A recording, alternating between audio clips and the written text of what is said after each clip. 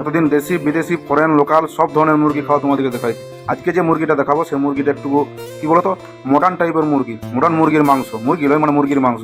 তো চলো দেখতে হবে যে কি মুরগি বটে কিনা ওটা। দেখো এই হচ্ছে ফ্রোজেন চিকেন। ফ্রোজেন বলতে কি না, এই চিকেনটা তোমার নর্মালি সব জায়গায় পাবে না, এই জায়গায় একটু মোটামুটি যেগুলো একটু শহরের ধাঁচ আছে সেই জায়গাতে পাবে। মানে এই চিকেনটা তোমার এই চিকেনটা তোমার এমন প্রোটিন আছে বলছে নাকি যে একদিনে জন্মালে ছিল সে ছেলে যদি খায় তো পরের দিনে দৌড়তে আরম্ভ করবে, সেরকম প্রোটিন দেওয়া আছে। তো ওই ফ্রোজেন চিকেনটা প্রথমে একটু গরম জল বেশ ভালো করে নরম করে নিতে হয়, ফ্রিজে জমি থাকে তো।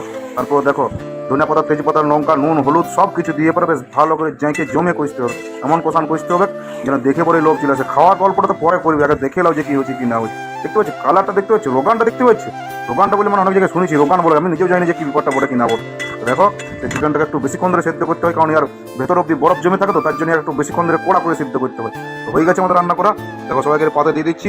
আর দেখো ছোটো পান্ত এই তো ঘুমা ছিল, জায়গা তুলে নিয়ে এলাম বলে চ প্রোটিন দেওয়া চিকেন খাবি তো চ, তাহলে তুই কালকেই দৌড়তে আরম্ভ করবি, সেরকম চিকেন নিয়ে এসেছি আজকে। তার জন্য দেখো সবাই মিলে ভাত, রুটি, মুড়ি যে যা পাইছে সব কিছু নিয়ে বসে গেছি।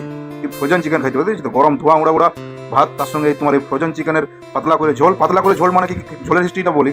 পাতলা করতে যাই নাই, কোনো কারণে মগটা নিচে পৌঁছে না, ফুটা ছিল বুঝতে পারছো তো, ওই কারণে উপর দিকে ঢালতে ঢালতে দেখছি নিচ দিকেও পড়ে গেছে। তো জলটা তার কমানো যাবে না, এত ফুটাই ফুটাই মারার সময় নেই, তার জন্য তোমারটা রেখে দিয়েছি বলে চ কোনো চিন্তা নাই, শেষ পর্যন্ত যদি না হয় তো পুঁয়ে মাই দেবো মগ দিয়ে।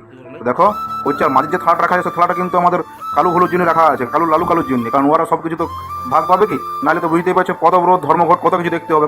কোনোদিন যদি সুযোগ হয় তো তোমাদেরকে দেখাবো যে তার ধর্মঘটটা কি ধর্মঘট করে, কিন্তু খবর নাই বলে কি বলবি আর এখন দেখাতে পারছি না। দেখো জল থেকে মাংস গামছা পরে পরে পান্টু নেমেছিল ঝোলের মধ্যে দিয়ে মাংস ছেঁকে তুলে দিচ্ছে, সবাইকে দিন দিচ্ছে।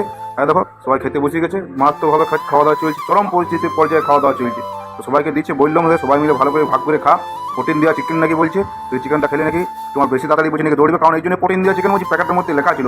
সেই প্যাকেটটা তোমাদেরকে দেখাতে পারবো না, নাহলে বলে কোম্পানি প্রমোশন করছে, তোমাদেরকে দেখাতাম যে কত ধরনের প্রোটিন, মিনারেলস, কারো কত কিছু আছে, যে পাথর ফাথর সব কিছু আছে। তো দেখো জমজমাট খাওয়া দাওয়া চলছে। তো তোমরা যদি সামনাসামনি কোথাও পাও এই চিকেনটা তো একবার হইলেও ঘরে এনে ট্রাই করে খাবে, বেশ ভালো লাগবে, খারাপ লাগবে না। অন্যান্য চিকেন থেকে সম্পূর্ণ আলাদা টেস্ট, যদি ঠিকমতো রান্না করতে পারো তবে টেস্ট পাবে, নাহলে কিন্তু আমার ফোন করে গাল দিবে সেরকম। ওটা দেখছো দেখো কেমন ছিঁড়ছে, টানিয়ে ছিঁড়ে দিয়েছে। তো ছিঁড়াছিঁড়ি কামড়ি করে আমাদের খাওয়া দাওয়া চলছে। তো চলবে এরকমভাবে খাওয়া দাওয়া।